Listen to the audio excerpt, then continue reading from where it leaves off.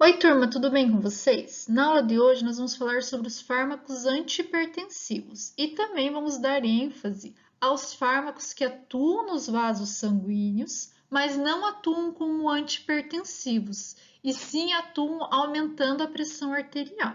Então, nós vamos falar desses dois tipos de fármacos, os que atuam como antihipertensivos e os fármacos que aumentam a contração vascular.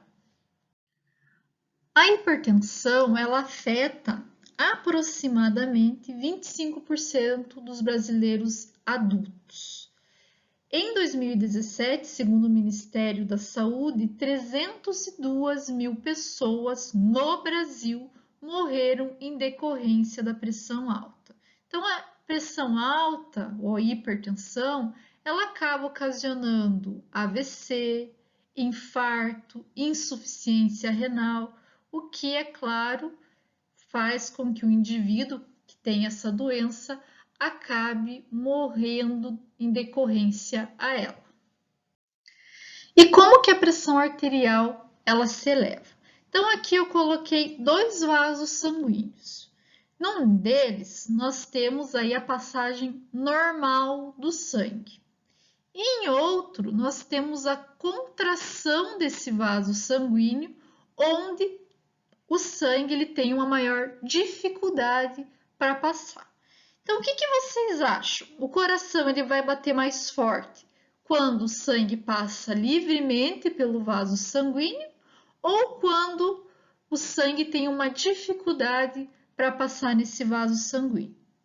Claro que é quando o sangue tem uma dificuldade para passar nesse vaso sanguíneo. Por quê? Porque o coração ele tem que fazer uma força maior para enviar o sangue para determinada região. Então, a pressão sanguínea, resumidamente, ela é o débito cardíaco vezes a resistência vascular periférica. Então, se a gente olhar essas duas veias novamente, nós conseguimos ver que aqui o nosso sangue ele passa livremente e não tem nenhuma resistência do vaso. Já nessa segunda figurinha aqui, nós conseguimos ver que o sangue ele vai ter uma dificuldade para passar. Por quê? Porque nós temos uma resistência vascular periférica. Então, o que é a pressão sanguínea? É a pressão que o sangue faz no vaso sanguíneo. A pressão que o coração faz para que esse sangue consiga passar por esse vaso sanguíneo. Então, por isso, a pressão arterial é igual ao débito cardíaco, força cardíaca, vezes, né, a resistência vascular periférica. Então, o tamanho do nosso vaso sanguíneo ele vai influenciar muito na pressão arterial. E quais são as principais causas de hipertensão? Então, a hereditariedade, é claro, vai influenciar muito se você tem predisposição ou não a ter hipertensão. A idade também, então, quanto mais idoso, maior a disposição, a predisposição a ter hipertensão.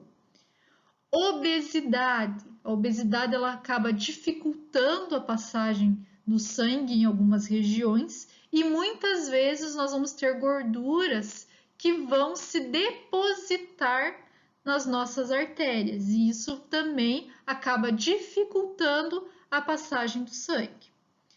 Estresse, né? Porque nós vamos ter a produção de diversos hormônios quando estamos estressados e isso pode fazer com que ocorra uma contração do nosso vaso sanguíneo. Tabagismo, e o tabagismo é uma das causas assim muito influentes em relação à hipertensão, porque o tabagismo ele faz com que o vaso sanguíneo ele fique rígido, ele não consiga se expandir. E isso faz com que ocorra uma diminuição no calibre desse vaso sanguíneo. O sangue então vai ter uma dificuldade para passar naquela região. Excesso de sal, por quê? Quando a gente se alimenta com muito sódio, quando eu falo excesso de sal aqui, vocês pensem em sódio. Nós temos sal sem sódio também, que é utilizado atualmente, mas nesse caso aqui é excesso de sal com sódio. Então, quando a gente se alimenta com alimentação rica em sódio, o nosso organismo ele retém água. Então, na hora de eliminar a água pelos rins, essa água não é eliminada na concentração normal, ela vai ser retida e nós vamos ter aí uma concentração maior de água nos vasos sanguíneos, devido à osmolaridade do nosso sangue. E tendo uma maior concentração de água, né, nós vamos ter com certeza um maior fluxo de sangue, né, dentro dos vasos, que vai pressionar mais as artérias. Então, por causa do volume sanguíneo, o volume é maior, o sangue ele vai estar pressionando mais as artérias. Má alimentação é alimentos ricos em gordura, que podem estar aí ocasionando uma arteriosclerose, que é o depósito de gordura nos vasos sanguíneos. Alimentação rica em sal também, né? Quando a gente faz o consumo, por exemplo, de alimentos congelados, eles vão ter um alto índice de sódio e isso também, como eu já falei para vocês, eleva nosso volume sanguíneo. E o sedentarismo, é claro, né? O sedentarismo ele acaba ocasionando aí diversos tipos de doença e ele também acaba influenciando na hipertensão. Nós temos duas classes principais de medicamentos utilizados para o tratamento de hipertensão. Os vasodilatadores, que vão aumentar o nosso diâmetro do vaso, e os diuréticos, que vão auxiliar na eliminação de água e muitas vezes de sódio. Para a gente poder entender melhor como funciona os medicamentos vasodilatadores, nós precisamos entender como funciona os nossos vasos sanguíneos. Então, na parede das artérias, das arteríolas, das vênulas e das veias, nós temos musculatura lisa. Isso significa que nós vamos ter contração muscular. Então, a partir do momento que eu tenho a contração do vaso sanguíneo, da musculatura lisa desse vaso sanguíneo, eu vou ter uma diminuição no diâmetro do meu vaso sanguíneo. Se eu utilizar uma medicação que faça vasodilatação, ela vai inibir a contração desse vaso. E isso vai fazer com que o meu vaso sanguíneo se dilate, tá? Quando a gente fala de sistema, no nosso corpo, nós temos hormônios circulantes e também alguns mediadores que são liberados no local que vão influenciar na contração ou na dilatação desse vaso sanguíneo.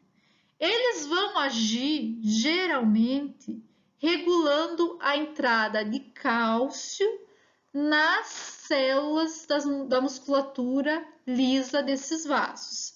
Então, quando nós queremos que o nosso músculo, né, liso do vaso se contraia, o organismo vai liberar mediadores que vão influenciar na absorção de cálcio pela minha musculatura lisa. Quando eu quero que não ocorra essa contração, nós vamos ter mediadores ou hormônios circulantes que vão inibir a entrada do cálcio na minha célula e isso faz com que não ocorra a contração muscular lisa do vaso. E quando nós falamos de fármacos, nós vamos ter fármacos que vão atuar na resistência vascular sistêmica total, ou seja, do nosso corpo inteiro. Nós vamos ter fármacos que vão atuar na resistência de certos leitos vasculares individuais, como, por exemplo, nós vamos ter fármacos que vão atuar na hipertensão pulmonar, diminuindo a hipertensão daquela região. Então, nós temos fármacos que atuam diretamente no pulmão. Nós também temos fármacos que vão diminuir a resistência vascular de artérias que irrigam somente o coração. Então, nós temos aí alguns fármacos que vão atuar especificamente nessas regiões. Mas é muito mais fácil, é claro, a gente encontrar fármacos que atuam de forma sistêmica. Nós também temos fármacos que podem atuar diretamente na aorta. Outros fármacos vão atuar no tônus venoso e também no volume sanguíneo, que aí acaba entrando os fármacos diuréticos, quando a gente fala de volume venoso, tá? E nós temos ainda fármacos que atuam na formação de novos vasos sanguíneos, que atuam na anginogênese. Esses fármacos eles vão ser mais indicados para algumas pessoas que perderam os vasos sanguíneos em algumas regiões. A gente não vai falar muito sobre ele, nós vamos falar especificamente sobre os fármacos que vão atuar na pressão arterial. Então, como que acontece essa vasodilatação e vasoconstrição? Então, é um pouquinho complexo, né? Quando vocês olham assim, um monte de seta para todos os lados. Mas eu vou tentar dar uma resumida para vocês. Nós temos alguns mediadores que vão influenciar na contração muscular. Como eu falei para vocês, esses mediadores vão fazer com que ocorra um aumento de cálcio no músculo liso vascular. Então, aqui quando a gente olha nessa figura, nós conseguimos observar que houve um aumento de cálcio e ocorreu então a contração muscular. E o que vai ocasionar esse aumento de cálcio dentro do nosso músculo vascular?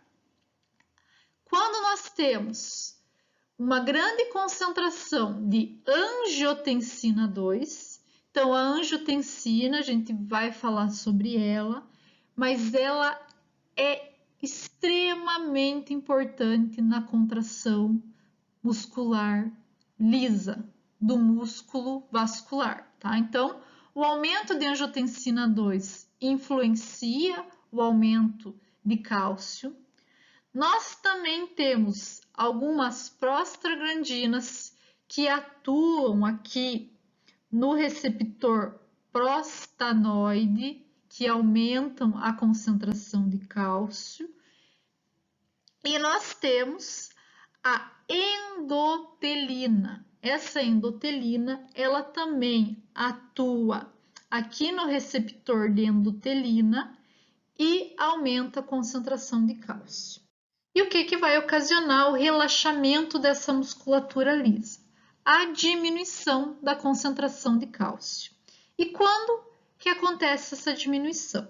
Ela pode acontecer quando nós temos a estimulação do GMP cíclico e do AMP cíclico. E o que estimula esses dois segundos mensageiros?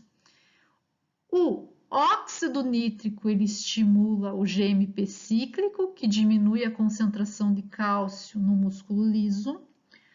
O GNP, que é o peptídeo natriurético, ele também estimula o GMP cíclico.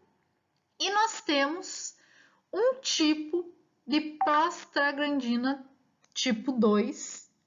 Essa prostaglandina tipo 2 ela atua no IP. Esse IP, ele é o receptor de prostanoide natriurético e ele aumenta a concentração de AMP cíclico, fazendo com que ocorra uma diminuição de cálcio intracelular e também ocasione o relaxamento. Nós temos também outro motivo que ocasiona esse relaxamento, que é a hiperpolarização do músculo liso. Isso vai acontecer quando nós tivermos uma interferência no nosso transporte sódio-potássio ATPase. Então, quando nós temos uma interferência nesse transportador, nós teremos um aumento de potássio dentro do músculo liso, e isso vai fazer com que esse músculo fique hiperpolarizado. O cálcio, ele não consegue entrar, porque nós vamos ter uma inibição naqueles canais de cálcio dependentes de voltagem. Então, o cálcio ele não entra, porque esse canal de cálcio dependente de voltagem, ele está como se tivesse, entre aspas, desligado, e isso faz com que não se tenha, então, uma concentração de sódio dentro do músculo liso e, consequentemente, não tenha contração desse músculo. Os fármacos vasodilatadores, eles vão ser utilizados no tratamento de hipertensão, insuficiência cardíaca, angina de peito, hipertensão pulmonar e também doença de Raynaud. Essa doença de Raynaud é quando a pessoa tem uma constrição periférica que diminui o fluxo sanguíneo naquela região. E nós observamos que pacientes com essa doença, eles acabam tendo as extremidades, como mãos e pés, mais azuladas, porque não está chegando oxigênio, né, adequado nessa região, não está sendo feita a troca gasosa adequada. Então, quando a gente utiliza um vasodilatador, esse vasodilatador vai auxiliar no transporte de sangue para aquela região. Então, os fármacos vasodilatadores, de forma geral, eles vão aumentar o fluxo sanguíneo local, vão reduzir a pressão venosa e também a resistência vascular periférica, diminuindo, consequentemente, a pressão, porque nós vamos ter um aumento no lumen, digamos assim, vascular. Nós temos fármacos que atuam como vasodilatadores de ação direta, vasodilatadores de ação indireta e vasodilatadores com mecanismo desconhecido. Os vasodilatadores de ação direta, eles vão atuar diretamente no vaso sanguíneo, aumentando o fluxo sanguíneo e diminuindo a resistência desse vaso. Então, eles vão causar dilatação do vaso. Entre esses fármacos, nós temos os antagonistas do cálcio, ativadores dos canais de potássio e fármacos de atuação através de nucleotídeo cíclico. Em relação aos vasodilatadores de ação indireta, vão ser fármacos que vão atuar indiretamente e acabam ocasionando vasodilatação. Entre esses fármacos, nós temos os inibidores da vasoconstrição simpática. Então, lembrem lá do sistema nervoso simpático. Quando nós temos a ativação desse sistema nervoso, a liberação de adrenalina, o que acontece? Nós vamos ter uma vasoconstrição. Então, nós vamos ter fármacos que vão atuar inibindo essa vasoconstrição do sistema nervoso simpático. Temos fármacos que atuam inibindo a renina, e vocês já vão entender o que esses fármacos vão fazer, mas eles vão acabar ocasionando dilatação do vaso, porque não vão deixar o sistema renina-angiotensina atuar. Nós temos os beta-bloqueadores, e aqui eu quero uma atenção especial para vocês. Os beta-bloqueadores, eles atuam diminuindo, inibindo a renina. Mas o que acontece quando os beta-bloqueadores são ativados no nosso vaso sanguíneo? Quando esses fármacos são ativados, eles trazem dilatação do vaso. É um efeito normal no nosso organismo. Se nós utilizamos um beta-bloqueador, um fármaco que atua bloqueando essa ação normal do fármaco, nós vamos ter uma pequena constrição. Então, os beta-bloqueadores, eles causam constrição dos vasos, porém, eles atuam inibindo a renina, que causaria a restrição também. Então, eles atuam em pequena parte diminuindo a contração do vaso por inibirem a renina. Porém, acaba acontecendo contração vascular porque eles bloqueiam o receptor beta, que naturalmente faz dilatação nos nossos vasos. Porém, os beta-bloqueadores, eles atuam no coração também, não somente nos vasos. E quando eu for falar um pouquinho mais para frente para vocês sobre eles, eu vou explicar melhor. A gente já falou um pouquinho na aula passada sobre eles, mas vou falar melhor sobre a atuação deles na pressão arterial. Então, coloquem isso na cabeça de vocês. Ele inibe a renina, que atuaria como vasodilatador de forma indireta, porém, ele causa constrição porque ele inibe o receptor beta que está nos vasos sanguíneos. Eu sei que fica um pouco confuso, mas vocês precisam saber que ele inibe a renina, tá? Por isso que eu coloquei ele aqui como ação indireta, porém fiquem atentos porque ele pode causar constrição do vaso. E nós temos os inibidores da enzima conversora de angiotensina, que também vão atuar lá no sistema renina-angiotensina, que a gente vai falar daqui a pouquinho. Então, vamos começar falando sobre os antagonistas do cálcio. A gente já falou sobre eles na semana passada, então eu só vou relembrar. Então, esses antagonistas, eles vão atuar bloqueando os canais de cálcio sensíveis à voltagem.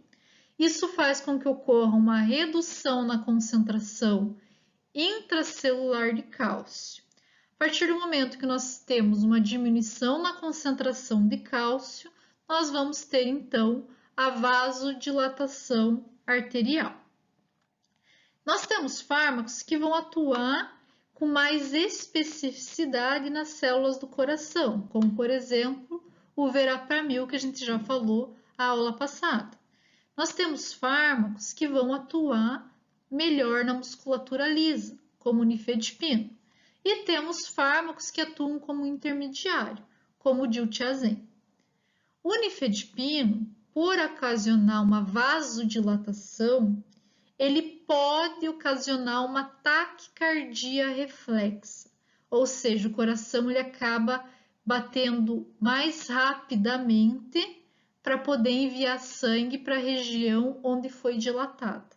Então, tem-se esse problema, tá? Então, muitas vezes é preferível utilizar o diltiazem, que ele vai atuar tanto no batimento cardíaco quanto na nossa vasodilatação. Lembrando que o verapamil, ele vai atuar somente na taquicardia, diminuindo a taquicardia, a arritmia, como a gente viu na aula passada.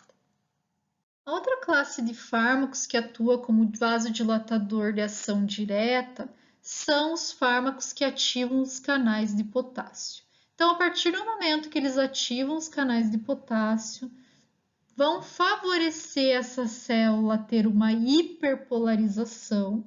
Essa hiperpolarização, ela muda a voltagem da membrana e faz com que os canais de cálcio dependentes de voltagem sejam desligados. Nós temos como fármacos dessa classe o minoxidil e o diazóxido.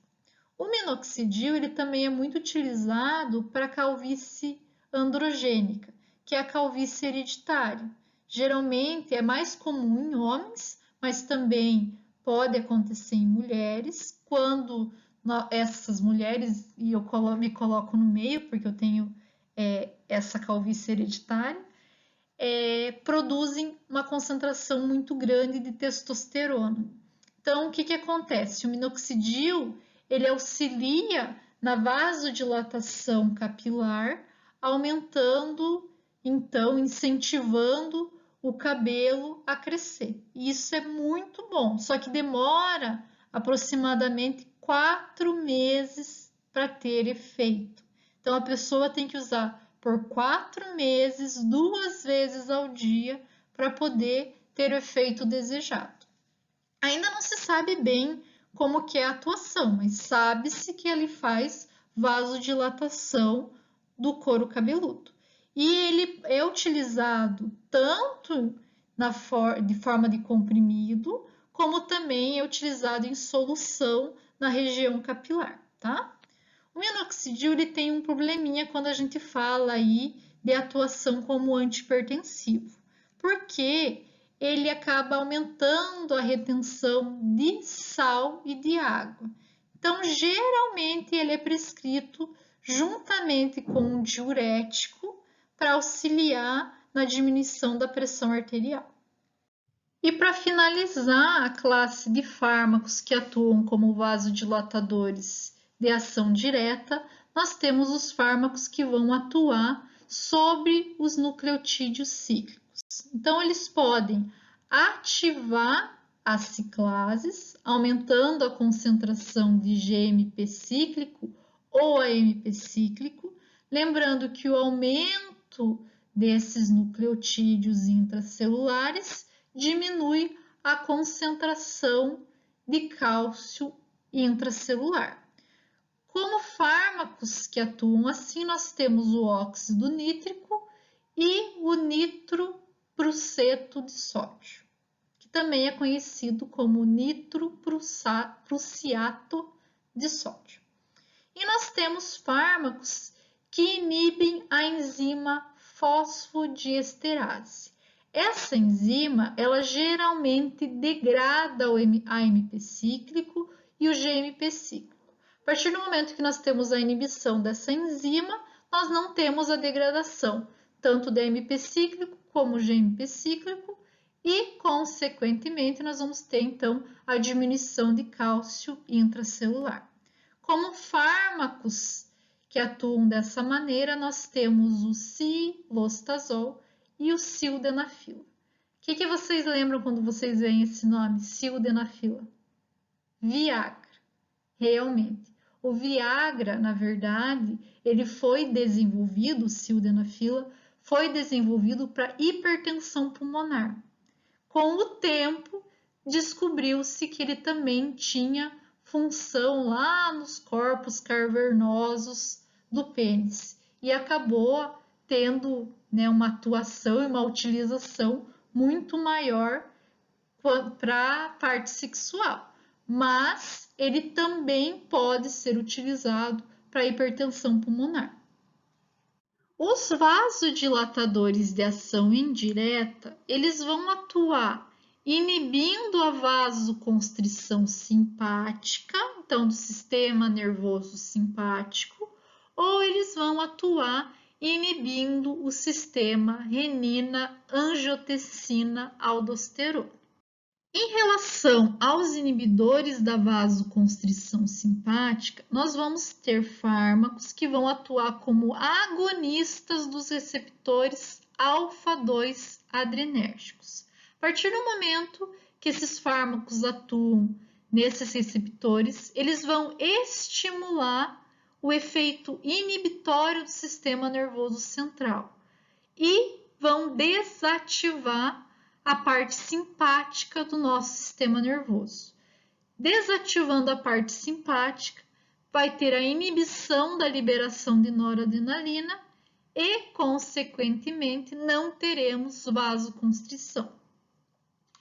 Esses fármacos, eles vão reduzir o fluxo simpático para o coração, rins e vasos. Então, eles atuam não somente nos vasos sanguíneos, mas também no coração e nos rins. Vão reduzir a resistência periférica, a resistência cardíaca e também o débito cardíaco. Nós temos aí três principais fármacos que são utilizados no Brasil, que é a clonidina, metildopa e guanabenzo. A metildopa é muito utilizada na hipertensão durante a gravidez, tá? Já o guanabenzo, ele é proibido, é contraindicado na hipertensão durante a gravidez.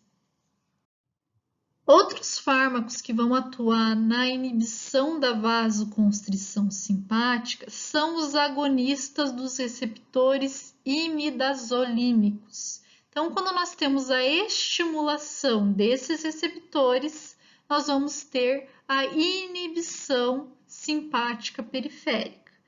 Isso faz com que ocorra a diminuição da pressão arterial elevada. E como fármacos dessa classe, nós temos o moxonidina e também a riumenidina. Para a gente poder entender como que os fármacos inibidores do sistema renina-angiotensina-aldosterona atuam, nós precisamos lembrar um pouquinho da fisiologia desse sistema. Então, o nosso fígado, ele produz constantemente, a todo momento, digamos assim, angiotensinogênio e envia esse angiotensinogênio para o nosso plasma. Quando nós temos uma diminuição na pressão, uma diminuição na taxa de filtração glomerular lá nos rins, uma diminuição do fluxo de sódio nos rins, nós temos então uma estimulação nas células glandulares da arteríola aferente presente nos rins, lá na porção justa glomerular, que produz renina. A renina é uma enzima que converte angiotensinogênio em angiotensina 1. Essa angiotensina 1, ela então vai ser enviada até o endotélio dos nossos vasos sanguíneos.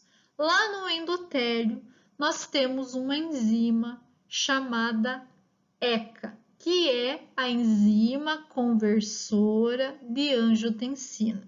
E ela vai converter a angiotensina 1 em angiotensina 2.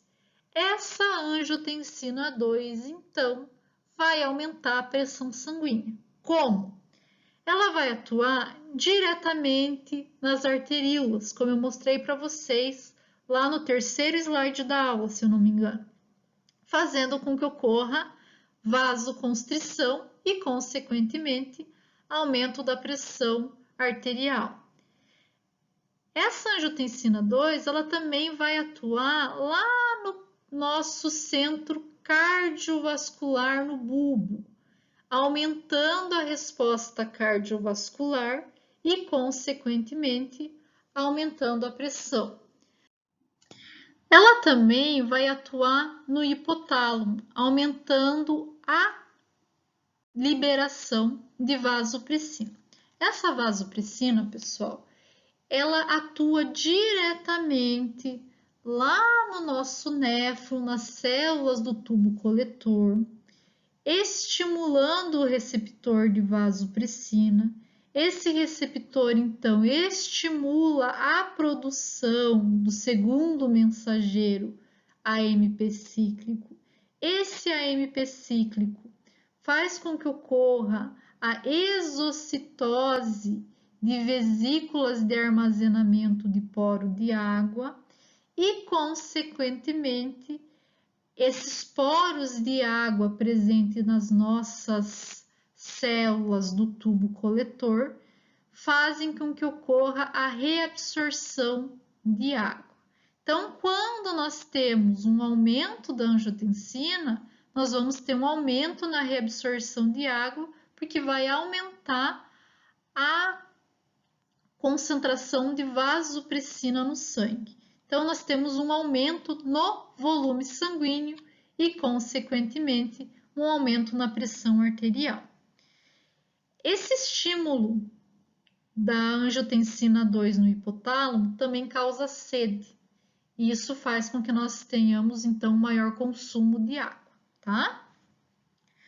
Outra maneira da angiotensina 2 atuar é lá no nosso córtex da medula, né, córtex da glândula suprarrenal. Então, lá no córtex da glândula suprarrenal, ela vai estimular a produção de um hormônio chamado aldosterona. Esse hormônio, ele também atua lá nos nossos rins, nas células P do néfron distal, e a partir do momento que ele se liga ao receptor, e aqui nesse caso é o receptor dentro da célula, ao contrário da vasopressina que vai atuar em um receptor externo. Então, a aldosterona, ela consegue entrar na célula por ser um hormônio lipofílico do tipo esteroide, tá? Então, a aldosterona, ela vai se ligar lá dentro da célula ao seu receptor. Esse receptor vai formar um complexo hormônio-receptor e vai então levar a aldosterona até o núcleo celular, onde nós vamos ter a tradução e síntese proteica de novos canais e bombas. A partir do momento que nós temos o surgimento desses novos canais, nós teremos então a reabsorção de sódio e eliminação de potássio. Então, se nós temos um aumento na reabsorção de sódio, consequentemente vamos ter um aumento na reabsorção de água, e isso faz com que ocorra um aumento no volume sanguíneo. Por que a água é reabsorvida? Porque nós vamos ter um aumento na osmolalidade do sangue e, consequentemente, a água vai seguir a osmolalidade. E como que os fármacos vão atuar nesse sistema? Então, nós temos fármacos que vão atuar na inibição da liberação de renina lá nas células justaglomerulares, mais especificamente nas arteríolas aferentes. Então, eles não vão deixar, né, vão inibir a produção e liberação de renina, que é a enzima conversora de angiotensinogênio em angiotensina 1. Então, eles inibem essa enzima e nós não vamos ter, então, a conversão de angiotensinogênio em angiotensina 1. Esses fármacos que atuam nessa liberação são os bloqueadores beta-adrenérgicos. Nós também temos fármacos que vão atuar inibindo a atividade da enzima renina. Então, eles se ligam a essa enzima e acabam tendo ação antagonista contra o angiotensinogênio. Nós temos fármacos também que atuam como inibidores da enzima conversora de angiotensina, que converte angiotensina 1 em angiotensina 2. Outros fármacos vão atuar como antagonistas dos receptores de angiotensina lá na célula. E também temos fármacos que vão atuar como antagonistas dos receptores de aldosterona. Então, a aldosterona não consegue formar complexo com o receptor nas células do rim, e isso faz com que não ocorra a produção de canais que facilitam a entrada de sódio naquela região. Então, resumidamente, os fármacos que vão atuar como inibidores do sistema renina-angiotensina-aldosterona estão nesse quadro. Então, vamos começar falando dos inibidores da ECA. Os inibidores da ECA são muito utilizados atualmente e eu tenho certeza que alguém na família de vocês utiliza. Então, nós temos o captopril, que foi o primeiro inibidor da ECA utilizado. Ele é derivado do veneno de cobra, de cascavel, olha só que legal, e ele tem uma ação curta, então ele tem que ser administrado de 2 a 3 vezes por dia. O enalapril, ele acaba tendo uma ação um pouco mais prolongada. Por quê? Porque ele é um profármaco, então ele vai ser metabolizado no nosso organismo e vai ter um efeito mais duradouro, durando aí aproximadamente 11 horas, e dependendo do paciente, nós podemos fazer a administração uma vez ao dia ou 2 vezes, dependendo do grau de hipertensão desse paciente. Um efeito adverso bem recorrente dessa classe é a tosse. Então, vocês vão ver pacientes que utilizam, captopril ou enalapril reclamando de tosse. É bem comum, tá? Esses fármacos eles vão ser utilizados na hipertensão, insuficiência cardíaca ou após infarto do miocárdio.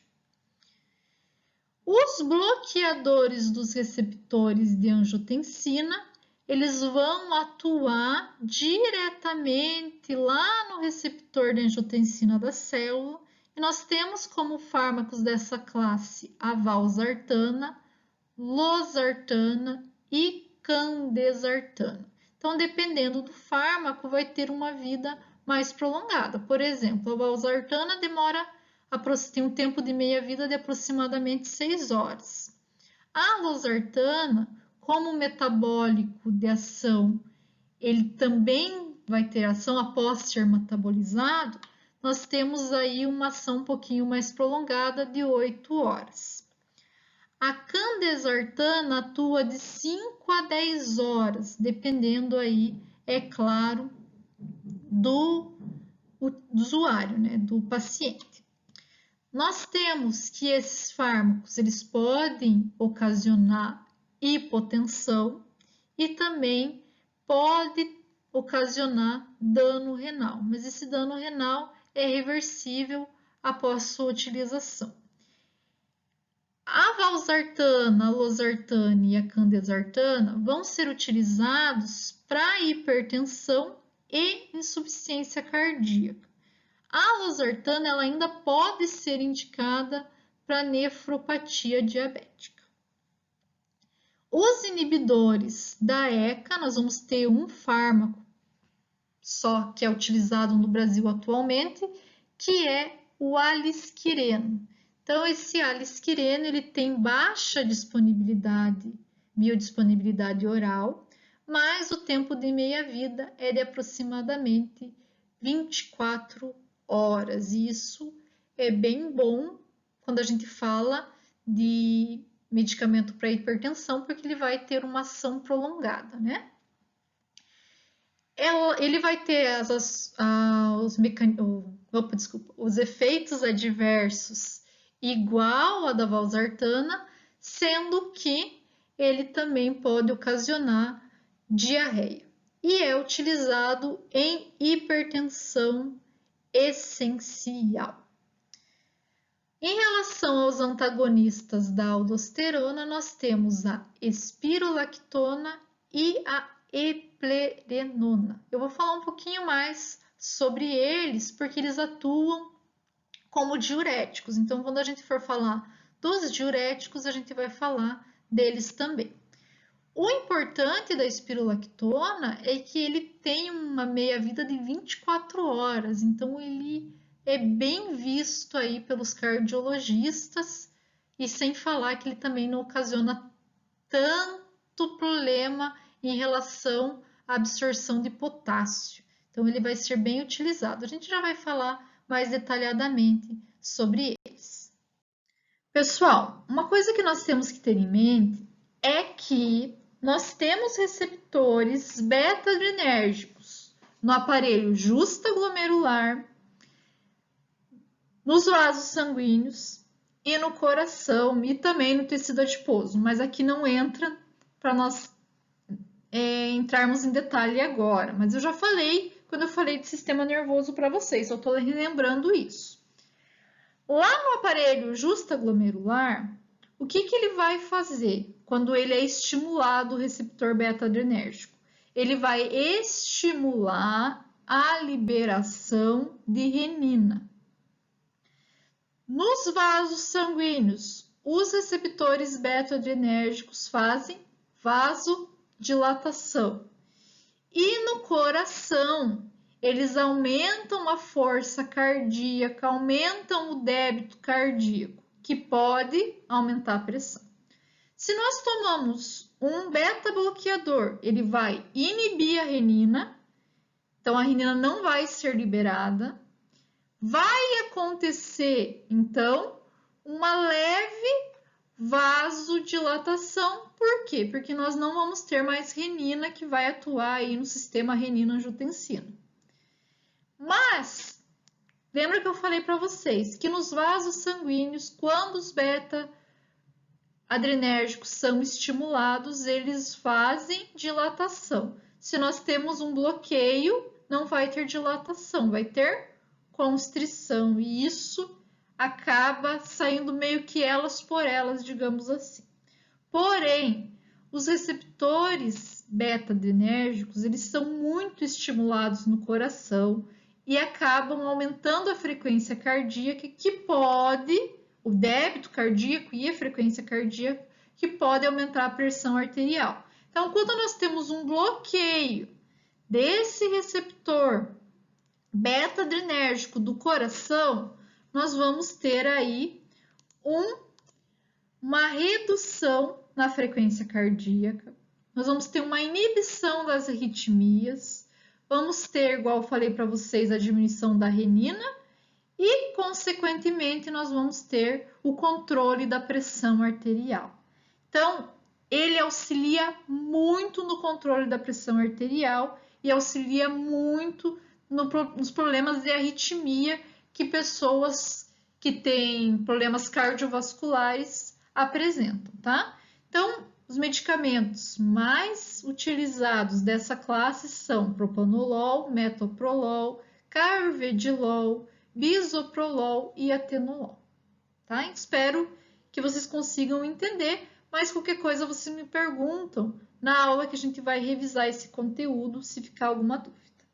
Em relação aos vasodilatadores com um mecanismo de ação desconhecido, nós temos a hidralazina, que vai atuar principalmente sobre as artérias e arteríolas. Ela vai ocasionar uma queda da pressão, pode ocasionar taquicardia reflexa e aumento do débito cardíaco. Acredita-se que ela interfira na liberação de cálcio do retículo sarcoplasmático. Não se sabe ainda como que ela interfere especificamente. Mas o que acontece? O retículo sarcoplasmático ele é um reservatório de cálcio para a célula. Se nós não temos a liberação desse cálcio, nós não vamos ter a contração muscular e, consequentemente, teremos vasodilatação. Ele vai ser utilizado, esse fármaco, na hipertensão grave na gravidez, então em mulheres grávidas. E nós temos, é claro, o etanol, que atua como vasodilatador e é por isso que nós ficamos vermelhos, porque ele vai atuar dilatando os vasos cutâneos, os vasos da pele, tá? Então, por isso que a pessoa fica rosada quando bebe. E é claro que quando a gente fala de fármacos vasoativos, nós não podemos esquecer que temos fármacos que atuam como vasoconstritores. Então, esses vasoconstritores, eles estimulam o músculo liso, favorecendo a contração dos vasos sanguíneos. Eles geralmente são utilizados em anestesia. Por quê? Porque quando a pessoa recebe anestesia, principalmente de propofol, ocorre uma vasodilatação sistêmica e isso pode ocasionar uma hipotensão, tá? Então é muito perigoso. E nós temos então os vasoconstritores que podem auxiliar aí durante a cirurgia. Esses vasoconstritores também podem ser utilizados em arritmia, hemorroida, hipotensão, que é quando a pessoa tem a pressão baixa. Então, às vezes, até durante uma cirurgia, pode ocasionar uma hipotensão e você pode estar administrando aí um vasoconstritor para auxiliar no aumento da pressão. Esses vasos constritores também podem atuar na congestão nasal e também no choque. Como principais vasoconstritores, nós temos a fenilefrina, que atua como agonista alfa-1 adrenérgico e faz com que ocorra a contração, estimulação da contração muscular. A etilefrina, que vai atuar tanto sobre os receptores alfa quanto beta adrenérgicos, fazendo com que ocorra a vasoconstrição. E também temos a metaraminol, que atua como agonista alfa-adrenérgico. E para finalizar nossa aula, nós vamos falar sobre os diuréticos. Nós temos 4 classes de diuréticos: os diuréticos de alça, os diuréticos tiazídicos, diuréticos poupadores de potássio e os diuréticos osmóticos. Esses diuréticos, eles podem atuar aumentando a eliminação de sódio e água ou somente de água. Então, quando a gente fala de diuréticos osmóticos, eles vão estimular a eliminação somente de água. Já os diálcios, tiazídicos e os poupadores de potássio, eles vão estimular tanto a eliminação de sódio quanto de água. Então, vamos começar falando dos diuréticos de alça. Eles são conhecidos como os diuréticos mais potentes. Eles vão eliminar aproximadamente de 15 a 25% do sódio que já está presente no filtrado. E eles vão atuar na alça de Henle. Como que eles atuam?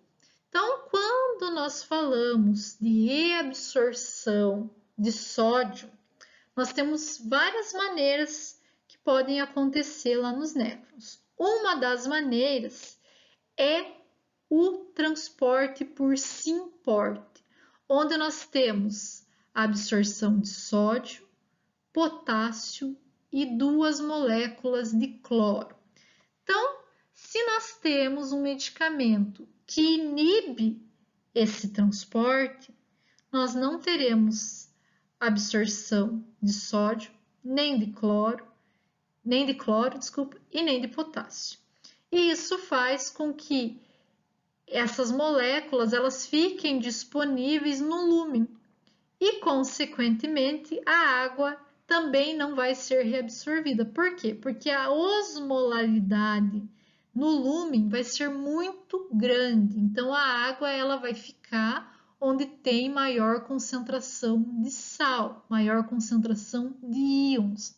Lembrem sempre disso, tá? Então a água ela não consegue ser absorvida nessa região, tá? Como fármacos diuréticos da alça, nós temos furosemida, bumetamida e piretamida. A mais utilizada, é claro, é a furosemida. Vocês conseguem ver algum problema nesse tipo de fármaco? Pensem em alguma coisa assim que esse fármaco pode ocasionar? Isso mesmo, deficiência de potássio. Então, os pacientes que fazem utilização desse fármaco, eles vão ter hipocalemia, né, que é essa deficiência, e vão se queixar de cansaço e de cãibra. É muito comum pacientes que fazem utilização de furosemida relatar cãibra. Então, quando indica-se furosemida para o paciente, é necessário muitas vezes indicar um suplemento de potássio, tá? Então, caso vocês, durante a anamnésia do paciente, verificarem que ele está com problema relacionado à hipocalemia, vocês podem estar conversando com o médico para ele fazer uma suplementação de potássio. Os tiazídicos, por sua vez, eles são menos potentes que o dials, mas eles são mais preferíveis na hipertensão não complicada. E como que eles vão atuar? Eles vão atuar lá no túbulo distal dos néfrons, no cotransporte de sódio e cloro. Eles vão se ligar aqui no sítio ativo do cloro e não vão deixar com que esse cotransporte aconteça. A partir do momento que eles bloqueiam o cotransporte, nós não vamos ter, então, a reabsorção de sódio e de cloro, tá? Esses fármacos, os fármacos, desculpa, dessa classe são a hidroclorotiazida, que eu tenho certeza que vocês já ouviram falar, metalazona, clortalidona e indapamina. Aqui, nos fármacos tiazídicos, nós vamos ter eliminação de potássio também. É menor, mas ainda temos perda de potássio para o lumen, né, do nosso néfron. Então, nós vamos ter perda de potássio na urina também. Em relação aos fármacos poupadores de potássio, nós temos os inibidores da aldosterona, que eu já comentei rapidamente com vocês. Esses fármacos são a espirulactona e a eplerenona. Então, o que eles vão fazer? Eles vão se ligar a esse receptor aqui, ó. Estão vendo aqui, ó? Esse receptor da aldosterona. E não vão deixar a aldosterona se ligar. E isso faz com que eles inibam a ação da aldosterona lá nos néfrons. Consequentemente, não teremos a reabsorção de sódio nem eliminação de potássio. Por isso que eles são conhecidos como fármacos poupadores de potássio, tá? Porque nós não vamos ter eliminação desse íon, desse próton, né? Que o potássio é um próton, desculpa.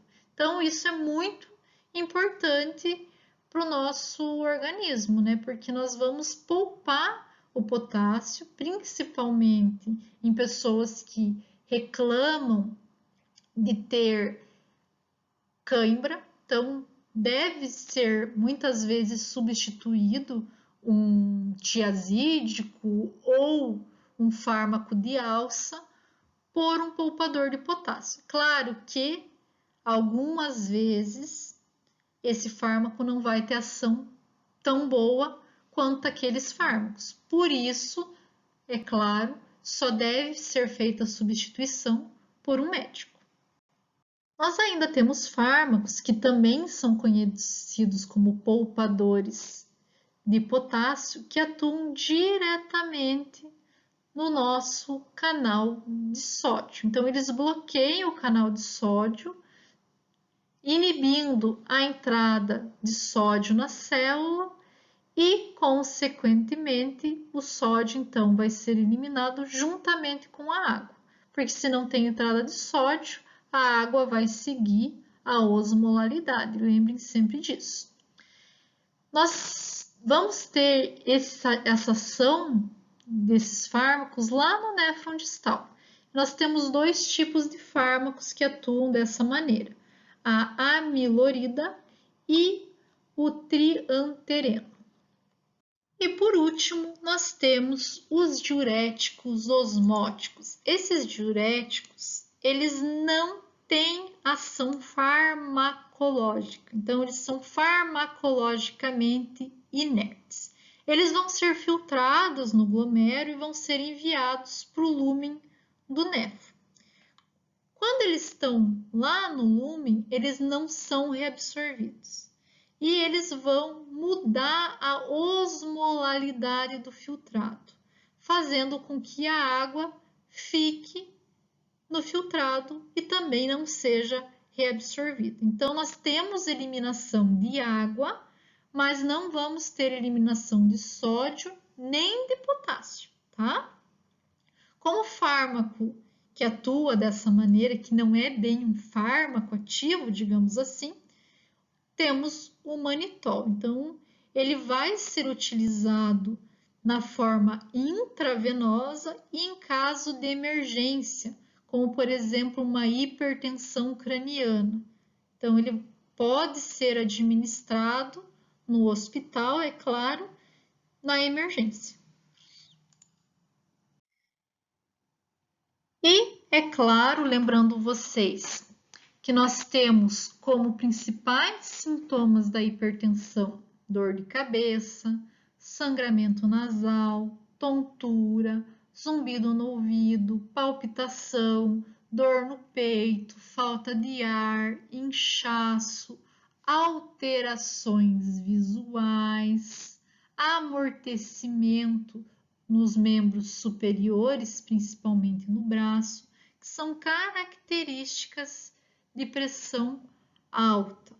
Então, nós, como profissionais da saúde, temos sempre que observar, principalmente os nossos parentes mais próximos, para verificar se eles, é claro, não têm nenhuma característica que pode nos levar a uma suspeita de hipertensão. Lembrando ainda que a pressão arterial considerada normal é 12/8. A partir do momento que nós temos uma pressão um pouco maior consecutivamente, digamos assim, nós temos que nos preocupar, principalmente pressão superior a 14, tá? E é claro, né, que a gente sempre pensa em idosos, mas nós jovens também temos que nos cuidar muito com a alimentação, né? Porque hoje nós fazemos uma alimentação muitas vezes inconscientemente rica em sódio, então temos que cuidar com isso. Nós utilizamos muito medicamento, como por exemplo o anticoncepcional, que pode aumentar a pressão arterial, então tem que se ter um cuidado em relação a isso. O uso excessivo de cafeína também pode aumentar a pressão arterial. E é claro, né, o estresse do dia a dia também ocasiona aumento da pressão. Então, se cuidem, pessoal. A hipertensão é uma doença grave e ela vem atingindo jovens cada vez mais cedo no nosso país, tá? Então, eu agradeço muito vocês terem assistido a minha aula. Também quero fazer um agradecimento ao carinho de vocês lá no grupo, me mandando Feliz Dia dos Professores. Fiquei muito feliz, tá? Tenham um bom final de semana e até semana que vem.